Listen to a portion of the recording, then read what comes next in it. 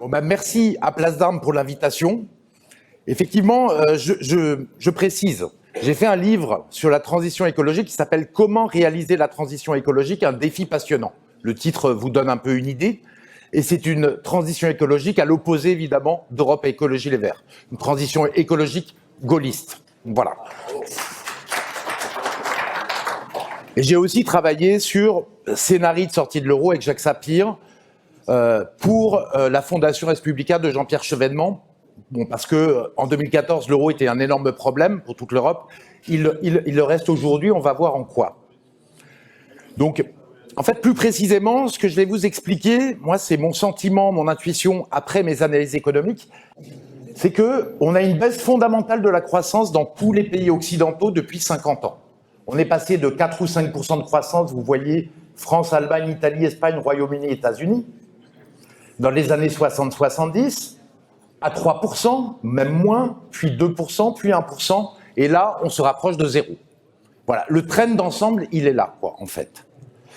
Maintenant, regardons et continuons à constater, on va regarder ce qui se passe du PIB dans tous les grands pays européens. Donc je l'ai mis en base 100 en année 2000 et on le regarde pendant 23 ans. Vous voyez quelque chose d'assez extraordinaire, c'est la courbe verte, c'est la courbe italienne. Le PIB italien n'a quasiment pas monté depuis 22 ans. Vous vous rendez compte? Donc c'est quelque chose totalement caché par les médias. Et le PIB italien d'aujourd'hui, la richesse italienne est inférieure à la richesse de 2007. Pas de croissance, c'est quasiment de la récession continue. Donc c'est un phénomène absolument majeur, que cela dit ici. L'autre chose qui est en train de se passer, c'est la courbe rouge. C'est l'Allemagne. Vous voyez que l'Allemagne a d'énormes problèmes qui sont en train d'advenir. Le PIB allemand de 2017, c'est quasiment le même que le PIB de 2023. Il n'y a pas de croissance depuis 6 ans. Autre phénomène majeur. En France, c'est la courbe bleue. On n'a pas de croissance depuis 4 ans. Le PIB de 2023, c'est presque le même que 2019. Donc, et il n'y a que l'Espagne qui continue un peu à croître, sachant que l'Espagne, c'est une économie dont le PIB par habitant est 70% du reste des grands pays, donc en fait, qui est en rattrapage naturel. Mais elle a aussi beaucoup de mal. Mais en tout cas, ce qui est important, c'est qu'en Europe, on a un problème de croissance absolument majeur. Juste un petit graphique pour vous montrer ce qui s'est passé en Grèce, d'ailleurs, quand l'Union européenne prend la main sur l'économie. Vous voyez que l'économie grecque, elle croissait pas mal. En 2009, fin 2009, on se retrouve avec une crise grecque et l'Union européenne décide de prendre la gestion de l'économie grecque en main. Le PIB vaut 123, il descend à 90, c'est-à-dire qu'on a une baisse du PIB de 25%. Il faut comprendre que la Grèce a été un massacre. Les gens ont consommé moitié moins de ventes de détail, donc dans les supermarchés. S'ils achetaient 100 €, 4 ans après, ils achetaient pour 50 €. Voilà. Et on voit que la Grèce a été cassée par la politique européenne et ne s'en est jamais remis. Vous voyez? Jamais. Autre petite constatation qu'il faut faire, rajoutons les États-Unis par-dessus. Donc PIB depuis l'an 2000 jusqu'à maintenant, la courbe rose tout en haut, c'est les États-Unis. On voit que les États-Unis, ils sont confrontés au même bain économique que l'Europe, le bain de la mondialisation économique et financière. Pourtant, les États-Unis arrivent quand même s'il y a beaucoup moins de croissance qu'avant, ils croissent 2 fois plus vite, ils ont 25% de croissance de plus que l'Europe sur 20 ans. Donc on voit qu'il y a une panne en Europe, qu'il y a une panne occidentale, mais que la panne, c'est surtout en Europe et due aux politiques européennes. Voilà la petite chose que je voulais vous faire constater sur les chiffres. Maintenant, on passe dans un deuxième aspect d'un nouveau phénomène complètement, et qui est très important aussi, en France et en Europe. Vous voyez, j'ai pris le PIB, je l'ai divisé par le nombre d'emplois. Parce que l'économie, elle croît quand chaque emploi crée plus de richesse et plus de PIB. C'est comme ça en économie de marché. Et donc, on produit plus de biens et on peut distribuer plus de salaires correspondant à plus de biens. Et là, il se passe quelque chose de majeur, à part la crise de 2008, très très violente, où il y a une baisse du PIB sur le nombre d'emplois. Mais là, on se retrouve depuis l'arrivée de Macron au pouvoir, grosso modo, 2017-2018, avec une baisse qu'on n'a jamais vue en France, structurelle, depuis 6 ans, le PIB divisé par le nombre d'emplois baisse de 4%. Ce qui veut dire que chaque emploi en France, l'ensemble des emplois, chaque emploi, génère 4% de richesse en moins. Donc vous voyez tout de suite le problème. si ça génère 4% de richesse en moins, les salaires, ils doivent suivre à moins 4%. Donc, ça donne une petite idée. Donc, si on le compare au reste de l'Europe, on a le même problème, mais en moins grave. C'est-à-dire qu'on a une baisse de 1% en fait, du PIB sur emploi. Donc, chaque emploi génère 1% de moins, et ça dure depuis plutôt 7 ans en Europe. Tout ça, on va le voir, c'est dû à l'économie des petits boulots, à la destruction de l'industrie, etc. Voilà les constatations que je voulais faire avec vous, en fait, et qui nous donnent des indications assez intéressantes pour la suite. Alors, on a donc, on le voit, un problème de productivité en Europe, c'est-à-dire qu'en fait, chaque emploi n'arrive pas à générer plus de richesse, qui est le fondement même de la croissance dans l'économie de marché. Alors, d'où cela vient-il ? La hausse de la productivité, c'est essentiellement l'industrie. Pourquoi ? Parce que dans l'industrie, vous savez, il y a de la mécanisation, de l'automatisation, donc on produit sans arrêt plus par ouvrier. Chaque ouvrier dans les usines Renault, Peugeot, produit chaque année plus de voitures. Et c'est ça le fondement même de la richesse. Comprenez bien qu'un coiffeur, un restaurateur, qui sont des métiers tout à fait intéressants, mais ils sont de nature fondamentalement différente, les services. Un coiffeur, il coupe toujours avec des ciseaux, comme il y a 100 ans, et il met toujours une demi-heure pour vous faire une coupe de cheveux pour les hommes et 2 heures pour les femmes. Voilà. Donc, vous voyez, un restaurateur, de la même manière, il met quasiment autant de temps pour préparer un repas aujourd'hui qu'il le faisait pour préparer le même repas il y a 100 ans. Il y a des petites améliorations, mais grosso modo, il n'y a pas de hausse de la productivité.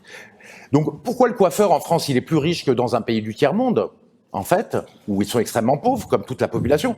C'est parce que c'est l'industrie, tout ce qui crée beaucoup de richesse, l'industrie, qui irrigue toute l'économie, qui redistribue une partie de sa richesse à tous les gens qui travaillent dans les services, et les fonctionnaires, et tous les autres.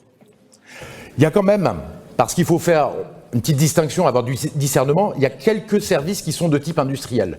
C'est les services, d'ailleurs, qu'ont développé les Américains et pas les Européens, les logiciels, les GAFAM, les réseaux sociaux, Facebook, Google, etc., Internet. Pourquoi ? Parce que imaginez, quand il y a 1000 personnes qui vont faire le logiciel Word de Microsoft, eh bien, qu'ils le distribuent à 1 million de personnes ou à 1 milliard de personnes, c'est pareil. Il y a un effet d'échelle considérable. Donc, il y a des gains de productivité considérables et de richesse. Et malheureusement, on n'a pas développé, on verra pourquoi après, en Europe, ce genre de choses. En tout cas, la clé de la prospérité, c'est l'industrie. Alors, on va le vérifier sur un graphique qui a été fait, c'est pas moi qui l'ai inventé, moi je l'ai repris en prenant les données de la Banque mondiale, c'est un économiste inconnu qui s'appelle Claude Sicard, un économiste industriel. Ce graphique est génial. Regardez, vous avez en ordonnée le PIB par habitant. Donc plus on est haut dans le graphique sur la courbe, plus le pays est riche, a une PIB par habitant élevée. Le plus riche, vous voyez, c'est en haut à droite la Suisse. Et plus on est à droite sur le graphique, c'est la production industrielle par habitant, plus l'industrie est forte dans le pays. Et vous voyez que tout ça, vous placez tous les pays importants du monde, vous voyez, et vous vous rendez compte que c'est une droite.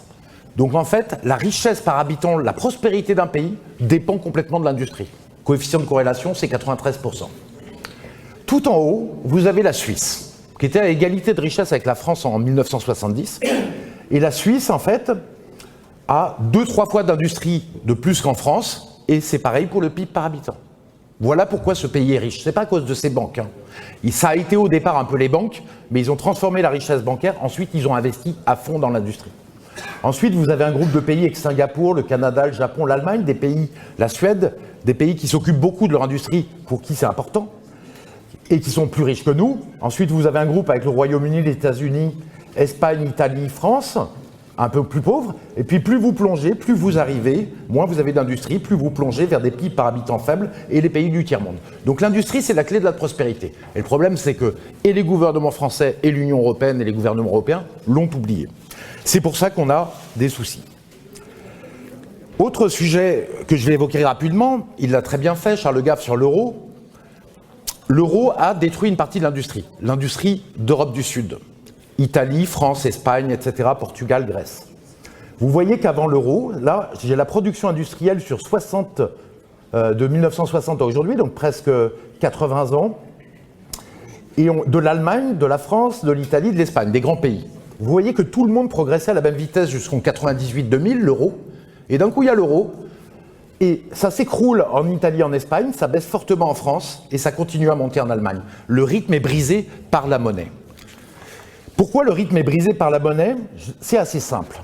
Je vous ai mis l'indice des prix des grands pays, pareil, de tous les grands pays, France, Allemagne, Italie, Espagne, Royaume-Uni, j'ai rajouté les États-Unis, en base 100 depuis 1960. Donc c'est l'indice des prix, comment il augmente avec l'inflation de chaque pays. Et vous voyez qu'il y a un truc très particulier, c'est que l'Allemagne, c'est là où l'indice des prix augmente le moins au monde. Ensuite, vous avez la France et les États-Unis, puis après, les pays latins.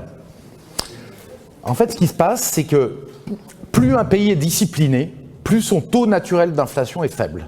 Allemagne, Japon. Plus les pays sont latins, indisciplinés, fondamentalement, avec beaucoup d'autres qualités par ailleurs, plus les taux d'inflation sont élevés. L'inflation, c'est un peu l'huile dans les rouages de l'économie, dont ont besoin les pays latins pour fonctionner, dont on n'a pas besoin les pays comme l'Allemagne. Mais on ne transformera pas les Grecs en Allemands. Ça, c'est pas possible. Et tant mieux. Comprenez une chose. Imaginez, vous allez comprendre tout de suite pourquoi l'industrie du sud de l'Europe a été détruite par l'euro. Imaginez un produit fabriqué à 100 € en 1960 en Allemagne, avec un prix de revient de 100 € pour la Grèce. Les deux sont compétitifs. Donc les deux industries produisent un certain produit autour de 100 € de prix de revient. Vous continuez 70 ans plus tard, je simplifie un peu, mais ça représente la vérité. Vous avez ce produit qui est fabriqué à 500 € en Allemagne, et donc je parlais de l'Espagne, 3 800 €, 4 000 €. Évidemment, puisque c'est ça, le coût de revient c'est 500 € en Allemagne, 4 000 € en Espagne, il n'y a plus d'industrie espagnole dans ce produit. Les Allemands exportent tout en Espagne. C'est exactement ce qui s'est passé en Europe, sur une durée plus courte, seulement 25 ans, à tel point que, par exemple, avant la crise grecque et l'effondrement de l'économie grecque, quand la Grèce était un pays normal, la feta grecque était produite en Allemagne. Vous vous rendez compte? Voilà, c'est parce que ces problèmes d'inflation, en fait. D'inflation qui sont différentes selon les différents pays. D'ailleurs, l'élevage, maintenant, est en train de partir en Allemagne aussi, l'élevage français en partie. On voit ce problème spécifique de l'euro. J'ai mis en bleu pas mal de pays qui appartiennent à la zone euro et en rouge des pays qui n'y appartiennent pas et qui parfois font partie de l'Union européenne. Vous voyez que la croissance annuelle depuis fin 2000, c'est grosso modo 0 en Italie et en Grèce. En Allemagne, c'est 1% comme en France. En zone euro, c'est 1%. En Espagne, c'est 1,4%. Et dès que vous êtes hors de la zone euro, même la Suède, qui est un pays particulier, a 2% de croissance, les États-Unis 1,9%, la Suisse 1,7% et le Royaume-Uni 1,5%. Donc l'euro est réellement un problème pour l'Europe et pour les pays qui y appartiennent. D'ailleurs, on voit ce graphique que je commenterai un petit peu après, c'est que vous voyez la production industrielle dans les grands pays européens aux États-Unis. Vous voyez donc depuis l'euro, depuis 20 ans, en fait, ça s'est effondré en Italie, en France, en Espagne. Et en Allemagne, ça a tenu, maintenant ça baisse. Oui, revenons quand même dessus parce que c'est important. J'expliquerai les raisons après, mais en Allemagne, vous voyez, ça a tenu. Mais là, depuis 2017, on a 15% de baisse de l'industrie allemande. C'est-à-dire que l'Allemagne est en train de s'effondrer maintenant, alors que ça tient en Italie, en Espagne, en France. L'Allemagne, qui était le géant monté en exemple, s'effondre maintenant parce que les politiques européennes sont tellement folles qu'elles abîment aussi l'industrie la plus puissante du monde, l'industrie allemande. Alors les mécanismes de destruction de l'Union européenne, de l'industrie européenne, vous allez voir, ils sont très importants. C'est tous des mécanismes de l'Union européenne. L'euro, premièrement, on l'a vu. Le libre-échange, bien, faire en sorte que la Chine soit dans l'OMC, l'Union européenne l'a accepté, que les droits de douane soient très très faibles, qu'on fasse des accords de libre-échange avec tout le monde, des pays où les salaires sont très bas. Évidemment, il y a délocalisation de l'industrie européenne vers ces pays. Il y a affaiblissement de l'industrie. On le sait pour les produits chinois, mais c'est aussi vrai pour la Pologne, par exemple. La Pologne, qui fait partie de l'Union européenne, en fait, reçoit des subventions par l'argent français, allemand, etc., et construit des usines, et ils accueillent des usines qui viennent de France. Il y a une grosse partie des délocalisations qui vont en Pologne et en Europe de l'Est. Je ne leur reproche pas aux Polonais, mais je constate que c'est comme ça. C'est normal, l'industrie va là où c'est le moins cher, s'il n'y a aucun droit de douane. D'ailleurs, il y a même eu l'usine d'Amiens Whirlpool qui avait fait la vedette de l'élection présidentielle de 2017. Elle a été délocalisée en Pologne, vous voyez, en Pologne, avec de l'argent, de la subvention européenne pour construire des usines là-bas. Donc le libre-échange, problème majeur. Autre problème, l'absence de protection. En fait, tous les pays protègent leur industrie, sauf l'Union européenne. Parce que l'Union européenne, c'est pas la protection, vous vous rappelez, c'est le traité de Rome, c'est la concurrence libre et non faussée. Son idéologie, et non la protection. Donc je vous donne un exemple. L'Allemagne, on pourra en donner plein, mais on va essayer de faire court. L'Allemagne, par exemple, avait, en 2010, 4 entreprises leaders sur 5 mondiales dans les panneaux solaires. Elle écrasait le marché mondial avec une formidable efficacité. À ce moment-là, la Chine commence à produire des panneaux solaires avec du charbon, principalement, et avec des ouvriers mal payés. Ils détruisent en 4 ans l'industrie allemande. Et le problème de l'Union européenne, c'est qu'au lieu de sauvegarder cette industrie allemande, et aussi en partie française, des panneaux solaires, alors que c'était son projet d'avenir, eh bien, elle a laissé la Chine écraser les panneaux solaires. Elle a réagi tellement tard que c'était absolument trop tard. Les États-Unis ont réagi, ils ont encore de grandes entreprises de panneaux solaires. Voilà la différence. Absence de protection complète. Cette absence de protection, elle va tellement loin qu'en fait, les marchés publics européens, donc la commande publique qu'on paye avec vos impôts, qui représente au niveau de l'Europe des centaines de milliards d'euros, au niveau de la France, au moins 100 milliards, eh bien, ces marchés publics sont ouverts au monde entier. Tous les pays réservent leurs marchés publics à eux-mêmes. Les États-Unis, les marchés publics sont réservés aux entreprises américaines. Sauf si les prix sont délirants au-dessus de 25% du reste des étrangers. Et l'Europe, c'est le seul pays au monde, pas pays, c'est pas encore un pays, heureusement, c'est la seule zone au monde où en fait les marchés publics sont ouverts au monde entier, Chine, États-Unis, etc. Évidemment que c'est un gros problème. Il n'y a pas d'aide d'État en Europe, ni d'État stratège. Alors les aides d'État, on peut dire c'est mal les subventions, mais rappelez-vous que les subventions, les avances à Airbus, c'est ça qui a permis une entreprise d'aviation, alors c'est un programme gaulliste qui prend du temps et qui finit par Airbus, c'est ça qui a permis de construire Airbus, qui au départ bénéficie d'aide d'État, de l'État stratège français en alliance à la fin avec les Allemands. Et si vous voulez, les aides qu'on a distribuées à Airbus, ça a permis de faire une boîte de 60 milliards de chiffre d'affaires par an. Une boîte qui en fait rend à l'État des milliards et des milliards de recettes fiscales et sociales. Donc c'est d'une extrême rentabilité. Et pas d'aide d'État en Europe, notamment par exemple, EDF a été détruit par l'Union européenne, et Loïc Le Floch-Dirigeant l'a dit. EDF, en fait, ça a été construit à partir d'aides financières d'État, et notamment d'emprunts. Le programme nucléaire français, c'était 200 milliards d'euros, qui a été d'une rentabilité exceptionnelle, qui est à moitié fait par le public et le privé. Et en fait, EDF, grâce à EDF, on avait l'énergie la moins chère d'Europe, stable, qui ne dépendait pas du prix du pétrole, du gaz, du charbon. L'Union européenne va voir Nicolas Sarkozy, c'est Loïc Le Floch-Dirigeant qui le dit. Il dit EDF, déjà c'est public, en plus ça donne une énergie qui est pas chère en France, donc ce qu'on va faire, c'est que, en fait, on va vous mettre une amende de 20 milliards d'euros à l'État français. Il l'a dit sur Europe 1, vous pourrez le retrouver. 20 milliards d'euros à l'État français, pas à l'État français, à l'industrie française qui bénéficie d'EDF, donc d'un programme public. Donc, si vous voulez passer 20 milliards d'euros d'amende, il faut casser EDF. Il faut qu'EDF vende, en fait, à perte 30% de son électricité à des fournisseurs alternatifs. Donc, vous imaginez, vous êtes un industriel, vous vendez à perte à 30% en dessous de votre prix de revient. Ce qui a tué EDF. Et voilà pourquoi EDF et centrales nucléaires marchent mal, voilà pourquoi elles sont mal entretenues, et voilà pourquoi on a des problèmes majeurs. Donc l'Union européenne, pas d'aide d'État. Je dis pas que les aides doivent être tout le temps, mais quand c'est stratégique, il faut.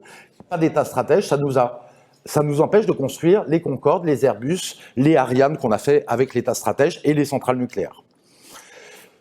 Autre point, la bureaucratie européenne, lente, hors sol, idéologue. Vous avez 27 pays différents. Moi, j'ai travaillé au Parlement européen. Vous avez 27 pays avec 27 visions différentes.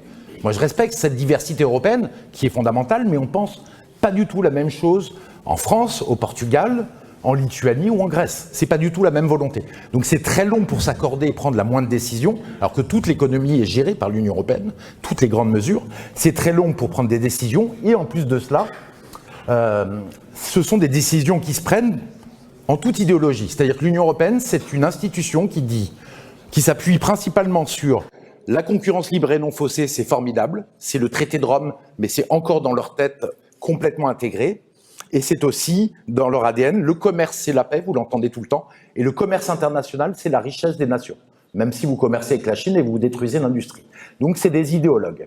Le problème, c'est que c'est eux qui gèrent le marché commun, en fait, et donc c'est eux qui déterminent toutes les normes. D'accord ? Donc quand vous entendez quelqu'un vous dire, un homme politique vous dire que les normes françaises c'est une catastrophe, sachez que c'est un énorme menteur parce qu'en fait, les normes sont faites par Bruxelles. Et j'en ai voté beaucoup des normes de Bruxelles. Je peux vous dire que c'est d'une complexité sans nom. Ces normes, donc hyper complexes, sont faites par des bureaucrates hors sol, c'est normal. Par exemple, les diagnostics les DPE, donc diagnostics de performance énergétique, qui sont en train de casser le marché du logement. Si vous êtes au courant, les jeunes peuvent plus se loger. Un studio à Paris, il y a 80 demandes, immédiatement en une journée. C'est la catastrophe, et même pour des logements plus grands. Eh bien, ces DPE ont été faits par les directives, c'est la suite logique imposée par les directives d'efficacité énergétique européenne. Voilà. Donc, tout ça pose un problème majeur parce que des normes hyper complexes et faites par des gens hors sol, ça casse en fait toute l'économie. L'autre thème, c'est la financiarisation. C'est-à-dire que plutôt que de choisir l'industrie, on a choisi la finance. Et l'argent à court terme plutôt que le moyen et le long terme. Donc l'Union européenne, ainsi, a laissé faire tout ce qui est LBO, rachat d'entreprises par endettement. Et s'il y en a certains qui connaissent ça, qui ont vu des entreprises comme ça, elles sont détruites de l'intérieur par la finance. Les stock options pour les multinationales, ça détruit aussi, j'en parlerai un tout petit peu après, les entreprises de l'intérieur parce que les dirigeants n'ont pas le sens de faire vivre leur société à l'avenir, mais de faire le maximum de fric pour que la bourse monte, les actions en bourse montent. Et aussi, ils laissent les banques prêter plus aux spéculateurs des marchés financiers qu'à l'économie réelle. Alors maintenant, l'Union européenne se surpasse, cerise sur le gâteau, et c'est là où c'est en train de tomber partout, c'est la politique de l'énergie. C'est la seule région au monde qui a décidé qu'un tiers de l'énergie européenne qui venait de Russie, on devait se passer d'un coup d'un tiers de notre approvisionnement en énergie. Ce qui est une pure folie, puisque, comme disait Charles Gave, l'économie, c'est de l'énergie transformée. Et en plus de ça, on a un marché de l'électricité qui transforme l'électricité française qui vaut 6 centimes le kilowattheure en une électricité qu'on vous revend 4 fois plus cher maintenant. 24 centimes, voire 30 centimes aux artisans. Ce qui est en train de détruire nos artisans. Alors qu'avant, cette électricité avait le même coût, 6 centimes, mais elle était vendue à 12 centimes. Vous voyez, si on sort du marché européen de l'électricité, immédiatement, on peut passer le prix de l'électricité à moitié prix. Pour les ménages, et tout le monde gagnera de l'argent, pour les ménages et pour les entreprises, ce qui est fondamental. Donc l'industrie en fait européenne, ce qu'on voit dans les chiffres, c'est qu'elle est en train de partir et de se délocaliser ou de faire faillite. Il y a des gens d'ailleurs qui n'ont pas eu des factures x3, parce que c'est incompréhensible, ce marché, ça a été des factures x10, des fonderies qui consommaient énormément d'énergie. Et puis, ils vont finir par les taxes carbone stratosphériques. Le projet est déjà voté. On a des taxes carbone dont les prix vont augmenter. Alors, ils cachent bien ça parce qu'ils ne veulent pas le dire. Déjà, on a un problème d'énergie. Elles seront bientôt à 100 € la tonne, mais le projet, c'est de les augmenter le maximum pour que personne ne consomme plus d'énergie, en fait, en Europe. Le projet du gouvernement, d'ailleurs, Macron, je crois que c'était une baisse de 25% de la production d'énergie entre aujourd'hui et 2030. Vous voyez la folie. Ce qu'on a besoin, c'est une énergie propre, c'est pas de baisser la consommation d'énergie. Alors ça a plein de conséquences tout ça. Le fait qu'on n'ait plus de croissance à cause de la destruction de l'industrie, déjà ça fait exploser la dette publique partout.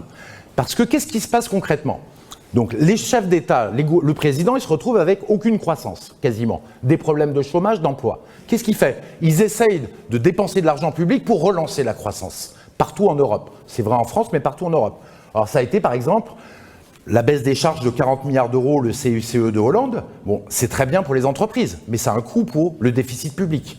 Ça a été des programmes, les plans de relance post-Covid, de dizaines de milliards d'euros pour relancer la croissance, mais c'est un coût. Et à la fin, en fait, vous vous retrouvez, vous voyez, en 30 ans, la dette publique de l'Allemagne, elle est passée de 40 à 70%, de la France de 40 à 110, de l'Espagne 40 à 110, et l'Italie sont à 145%. Donc c'est un problème de dette publique, il est lié à cette absence de croissance et ces mauvaises politiques. Il y a aussi un effet qualitatif qui est fondamental, qu'a dit Charles Gave, je vais le dire de façon différente, c'est la nullification des hommes politiques.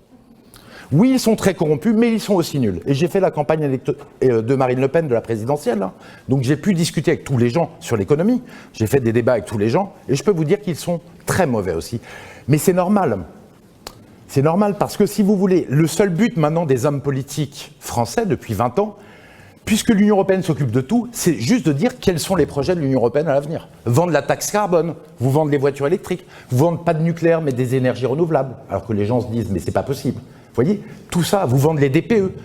Et donc en fait, c'est pas des hommes politiques, des hommes d'État, des hommes d'action, ce sont des perroquets qui sont choisis parce qu'ils sont très bons en com. En fait, on ne leur demande pas d'agir, on leur demande de faire de la com. Quand l'aristocratie, elle n'a plus rien à faire, elle s'avilit et elle se détruit. Voilà pourquoi on a aussi, en conséquence, une caste médiocre et corrompue. Dernière chose, bien sûr, ça fait monter les inégalités avec la mondialisation et la financiarisation qu'on a mis en place, le chômage, et puis ils ont trouvé une nouvelle recette. Ça va peut-être vous intéresser, c'est l'histoire du quasi plein emploi de Macron. Alors déjà, c'est un pipeau stratosphérique parce que les chiffres en dur de Pôle emploi, en catégorie ABCD, c'était 6,1 millions quand Macron est arrivé. c'est 5,7. Donc on est très loin du plein emploi.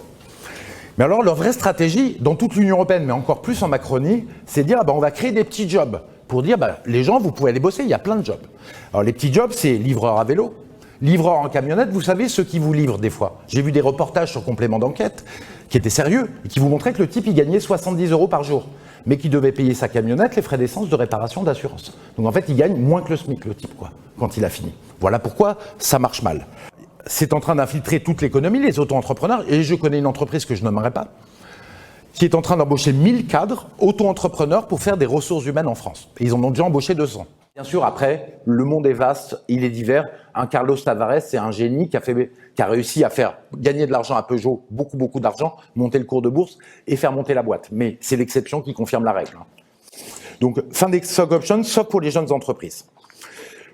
Autre mesure, en fait, quand les entreprises, elles réinvestissent leurs bénéfices, il faut qu'elles aient des taux d'imposition sur les sociétés, taux d'impôt sur les profits qui soient plus bas que quand elles le distribuent aux actionnaires, 10 points plus bas. Et là, vous allez voir que tous les patrons vont réinvestir et tout le monde va s'en sortir mieux. On a un défaut en France, c'est que les Français, et c'est un défaut intrinsèque, national, et ça vous explique pourquoi chaque système économique est différent. Les Français, on a tous tendance, et je jette la pierre à personne, à vouloir se créer une rente immobilière quand on a de l'argent. Quand on a de l'argent, on achète des biens immobiliers, on essaye d'avoir des loyers qui tombent. Les Américains, ils sont prêts à investir des milliards, beaucoup de leur argent dans des entreprises. On a une caractéristique différente culturelle. Eh bien, il faut qu'on trouve des moyens, je les connais, mais il y a des moyens de canaliser l'assurance vie qui représente 1500 milliards d'euros. Il suffit qu'on ait 30 à 50 milliards d'euros dans le capital risque pour les jeunes entreprises, les jeunes pousses et les entreprises de croissance. Et là, ça va être formidable pour la France. On va avoir un capital risque au niveau américain en termes d'encours. Vous voyez, on compense les défauts. Donc avec tout ça, la finance, elle sera plus au service des marchés financiers, mais au service des entreprises, de notre économie réelle, et ça se passera beaucoup mieux. Donc avec tout ça, la finance, elle sera plus au service des marchés financiers, mais au service des entreprises, de notre économie réelle, et ça se passera beaucoup mieux. Autre chose, le cœur, donc maintenant, c'est de relocaliser, de réindustrialiser. Donc comment on fait? Sachant que la démondialisation, elle est en cours, elle commence depuis quelques années même, et qu'il vaut mieux suivre le mouvement, donc, et démondialiser chez nous, c'est-à-dire relocaliser aussi, plutôt que d'être les dindons de la farce. Alors, il faut protéger notre industrie, et surtout l'industrie naissante. Je vous donne un exemple de l'industrie automobile. Que font les États-Unis? Ils veulent continuer, ne pas se faire détruire par les Chinois, qui sont un petit peu moins chers, sur le véhicule électrique. Qu'est-ce qu'ils font? Ils font que les véhicules électriques qui sont pour le moment subventionnés aux États-Unis, comme en Europe, ils le sont si et seulement si c'est fabriqué aux États-Unis, à 65%. Eh bien, on fait la même chose. Aujourd'hui, même s'il y a une rustine que va mettre Macron, mais qui est foireuse, aujourd'hui en Europe, on est obligé de mettre des subventions de 6 000 € payés par donc vos impôts, que l'entreprise ait fabriqué la voiture en France, en Europe, aux États-Unis, en Chine, partout. Donc, on va se faire détruire si on ne fait pas ça. De la même manière, les voitures fabriquées en Chine, vu la taille de leur marché intérieur, même s'ils vont avoir de graves problèmes démographiques, mais pour le moment, elles sont moins taxées quand elles arrivent en Europe que les voitures et les composants qui arrivent en Chine. Donc on va dire aux Chinois, écoutez messieurs les Chinois, nous on ne va pas détruire notre industrie automobile qui est le cœur de l'industrie française et européenne pour vos beaux yeux. On a le droit de vivre aussi.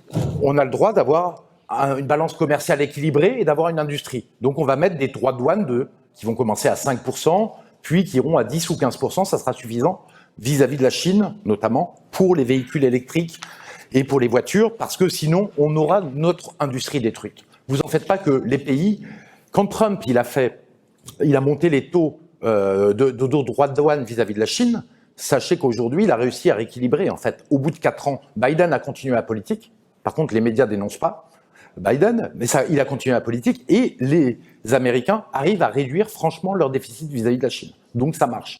Il nous faut des droits de douane raisonnables, progressifs, sur l'industrie et sur les secteurs les plus importants. Des mesures très simples et qui là sont pas c'est la défense du fabriqué en France. La première défense du fabriqué en France, c'est que les marchés publics en France seront réservés aux produits français. Sauf s'il y a un écart de prix de 25-30% et qu'on ne peut pas produire en France. Autre mesure toute simple, pour vous qui êtes patriotes, vous voyez bien qu'il n'y a plus, l'Union européenne, en fait, à part sur les fruits et légumes, a interdit d'obliger l'État à dire d'où viennent les produits. Donc vous ne savez pas d'où vient le produit. Le truc le plus ridicule, c'est huile d'olive venant de l'Union européenne et de l'Union européenne. D'accord. Donc ça vient pas de la Lune, ça vient bien de la planète Terre. Et en fait, donc sur tout produit, il faut qu'on affiche, et c'est très simple, si c'est fabriqué en France, 100% fabriqué en France avec un petit drapeau français à côté du prix, sur Internet ou dans les marchés. Si c'est 50% en France, 50% en France, 25% en Allemagne, 25% en Chine. Et si les mecs ils passent la valeur ajoutée, les chefs d'entreprise, par des produits, par des paradis fiscaux, ben ça sera marqué 30% aux Bahamas. Vous voyez ? Parce que la valeur ajoutée passera aux Bahamas. Ça permettra aux gens d'être patriotes et aux gens de savoir ce qu'ils achètent et de mieux acheter et d'acheter français. Il nous faut aussi l'État stratège. La France, c'est comme ça. Le général de Gaulle disait, quand il n'y a pas d'État en France, ça merdoit. Voilà. Ce qui ne serait pas du tout le cas aux États-Unis. Quand vous mettez de l'État aux États-Unis, c'est là où ça pose des problèmes. Les pays sont différents. Il ne faut pas de l'État partout, mais de l'État aux bons endroits. Donc, rappelons juste l'État stratège, le truc incroyable que ça a permis, la réalisation incroyable, c'est-à-dire que en 1974, Pierre Messmer, un gaulliste, était Premier ministre, il y a les problèmes du krach pétrolier, de l'énergie chère. L'électricité française, elle est faite à partir de fioul à ce moment-là et de charbon.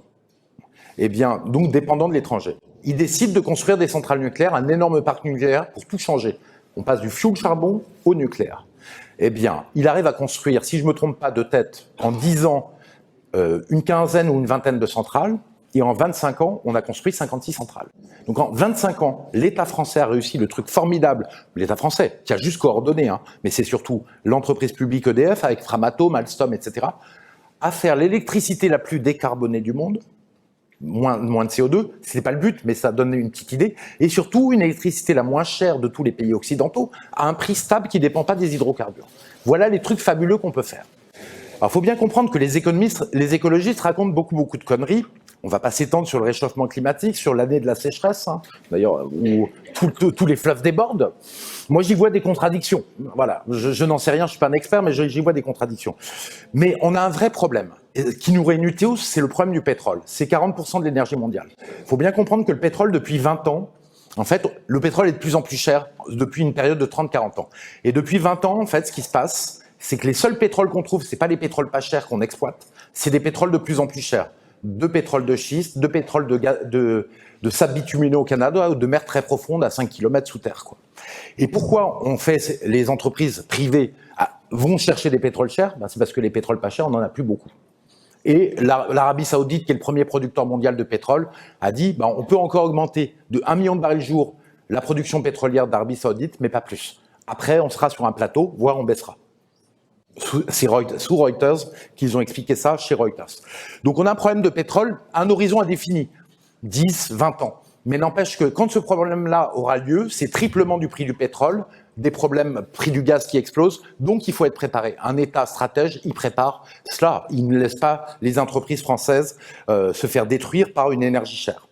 Donc on peut, franchement, relancer un plan Messmer en mettant quelques personnes au commissariat au plan qui sont compétents. C'est pas une grosse structure, c'est une structure avec des gens compétents de l'industrie. On fait un plan Messmer 2. Le but, c'est de doubler la production de nucléaire française et la production d'électricité française. Si vous doublez la production, alors je suis pas un idéologue, je suis pas un fou, on le fera intelligemment et doucement sans prendre de risques. Mais si vous doublez la production nucléaire française, grosso modo, vous n'avez plus besoin de pétrole, de gaz et de charbon, si vous faites votre transition. Voilà. Et vous produisez avec des emplois hyper bien payés en France.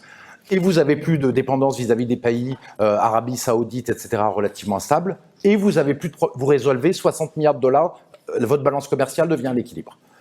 Si vous faites tout le plan, ce que j'ai expliqué dans mes bouquins, vous créez 1 million d'emplois directs, 2 millions d'emplois indirects, donc 3 millions d'emplois. Donc c'est vraiment un truc fondamental.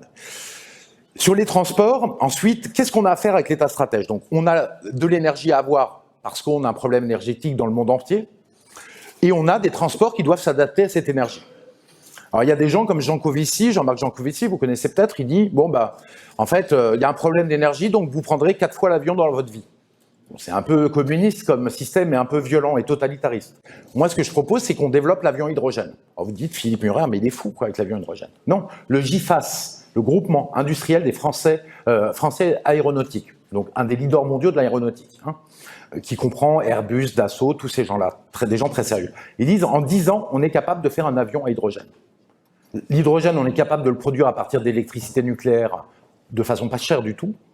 Donc, on peut très bien faire quelque chose. Alors, à cause du marché international, on ne va pas pouvoir l'imposer dans le monde entier. Mais au moins, on peut se dire, pour que la France reste leader de l'avion à hydrogène, ce qu'on peut se dire, on développe ça à fond en mettant un calendrier aux entreprises, en leur faisant confiance et en leur avançant un peu d'argent d'aide s'il y a besoin, mais surtout en leur disant, voilà, par exemple, dans 10 ans, tous les vols intérieurs en France doivent être faits par des avions à hydrogène. Et c'est une possibilité, vous voyez. On peut l'imposer. Il suffit de mettre des pompes à hydrogène que Air Liquide sait très bien faire, il y en a au pont de l'Alma à Paris, par exemple, d'avoir ces avions à hydrogène, et à ce moment-là, on garde notre leadership et on ne se fait pas dépasser par les Chinois dans cette transition. Et en plus, les écolos seront contents, on aura des avions à hydrogène. Pareil, on a le problème des trains à hydrogène. Pourquoi? Parce que les trains, en fait, sont électriques, c'est ce qu'il y a de mieux, mais sur toutes les petites lignes, c'est très très cher d'électrifier. La France n'a jamais électrifié, c'est trop cher. Donc, il y a des trains diesel. Ah, vous voyez, Alstom construit des trains à hydrogène. Les vend en Allemagne aujourd'hui. Eh bien, Alstom, il faut que la SNCF, entreprise publique, en commande suffisamment de trains à hydrogène pour, en 10 ans, remplacer tous ces trains diesel. C'est aucunement un problème. Ils les produisent déjà et ça fonctionne. Et derrière, de mettre juste dans des gares des stations de pompes à hydrogène pour ces trains. Donc ça, c'est pas un sujet et ça va permettre à Alstom de devenir le leader là-dessus. Voilà, c'est comme ça qu'on lance. C'est pour ça que les marchés publics sont faits. C'est comme ça que plein d'entreprises ont été lancées. Dassault, que vous connaissez bien, les militaires, ça a été lancé par des marchés publics. Et maintenant, c'est une entreprise privée extraordinaire qui se base sur des marchés privés comme Katia, les marchés de logiciels, de design industriel par logiciel.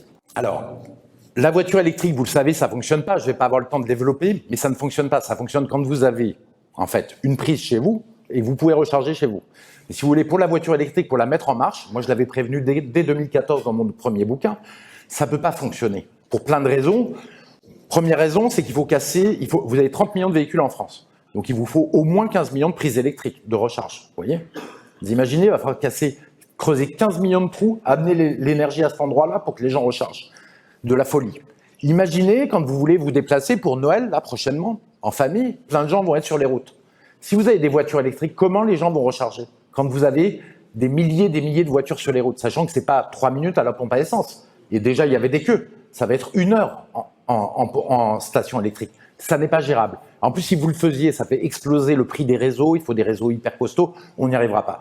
Sur la voiture hydrogène, il y a un truc très intéressant à faire. Il ne faut pas prendre trop de risques parce que malheureusement, ils sont partis sur la voiture électrique. Le PDG de Toyota, la boîte la plus innovante du monde, le regrette. Carlos Tavares, le PDG de Peugeot, le regrette. Mais bon, ils ont fait la bêtise. Mais il y a un vrai truc à faire sur la voiture à hydrogène, une vraie façon de la faire monter en France. Et ça permettrait de ne pas avoir ces problèmes de voitures électriques qui seront toujours importants. Et ça permet de ne pas avoir ce besoin de véhicules de 300 kg, quoi. Vous voyez, avec 300 kg de batterie. Et sachez qu'elles marchent. Les voitures hydrogène de série Toyota, ça marche depuis 10 ans, la Toyota Mirai. Et il y en a d'autres qui le font. Peugeot est prête à la faire. Le seul problème, c'est qu'on a un blocage de marché comme pour l'électrique, mais on n'aide pas. C'est trop cher parce que c'est produit en petite série, donc c'est produit en petite série, donc c'est trop cher. C'est une impasse. Il faut débloquer l'impasse et là, on peut faire des choses. Bien entendu, ce qu'il faut relancer pour avoir de la croissance à l'avenir, et je finis sur ça, c'est l'électronique. Alors là, c'est plus compliqué parce qu'on a tout laissé partir, on a tout laissé détruire. Donc il reste ST Microelectronics dans les puces, qui est une entreprise franco-italienne, qui est une grosse boîte. Soitec, il nous reste des petits débris. Mais là, ça va être beaucoup plus ardu que dans les transports où c'est beaucoup plus simple, on a encore beaucoup de leaders. Mais c'est fondamental parce que l'électronique, la robotique, tout ça, c'est quand même les choses, les industries de demain. L'armée, bien entendu, c'est un levier fondamental pour la France, c'est un levier de protection, mais ça a toujours été aussi un levier parce que les technologies qu'on achète pour le militaire, qu'on développe pour le militaire, finissent en technologie civile. On sait que l'Internet, c'est une technologie militaire qui passe au civil, et c'est vrai pour énormément de technologies. Donc il faut que l'armée puisse s'équiper de façon suffisante, ça c'est un problème de défense nationale, mais aussi qu'on comble les trous, là on a des trous. On a des trous dans les drones par exemple, alors que c'est une arme fondamentale dans la bataille de demain. On a des trous dans les missiles à vitesse hypersonique et dans d'autres endroits. Et donc là, on va pouvoir redévelopper des industries, et donc des industries militaires, et donc de l'industrie civile. Dernière chose à faire, c'est faire des économies.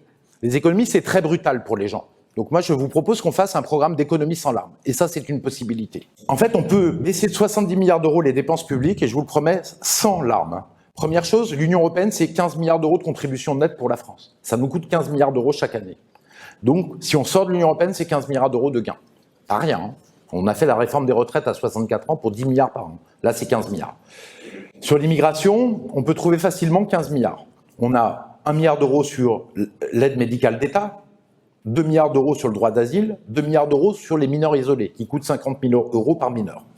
5 milliards. Gourevitch, il a montré qu'il y avait 54 milliards de dépenses pour l'immigration. Il y a aussi des recettes, mais on doit pouvoir trouver 10 ou 15 milliards d'euros à cet endroit-là, en réduisant les flux d'immigration, évidemment. Je sais pas, voilà. C'est sur les flux. Hein. Moi aussi, comme Charles, je n'attaque pas du tout l'immigration. Je dis, on ne peut pas vivre avec des flux d'immigration continus. Ensuite, on a 20 milliards d'euros sur la lutte contre la fraude sociale. Vous avez entendu parler du bouquin de Charles Pratt. Moi, je l'ai lu. C'est extrêmement bien fait. Il y a des millions de cartes vitales qui servent à rien. Il y a des gens, il y a des milliers de centenaires dans certains pays du Maghreb, notamment l'Algérie, qui ont 100 ans, etc. Il y a un nombre de centenaires en Algérie incroyable. Je comprends les familles qu'elles veulent continuer à garder l'argent des centenaires, mais en fait, les centenaires sont morts, si vous voulez. Et c'est vrai aussi, parfois en France, on le trouve. Donc, sur les 50 milliards d'euros que trouve Charles Gave, je pense que on peut récupérer 20 milliards. Sur la fraude fiscale, il y a 80 milliards de fraude fiscale. Il faut aussi taper dedans, parce que c'est pas toute la fraude est problématique.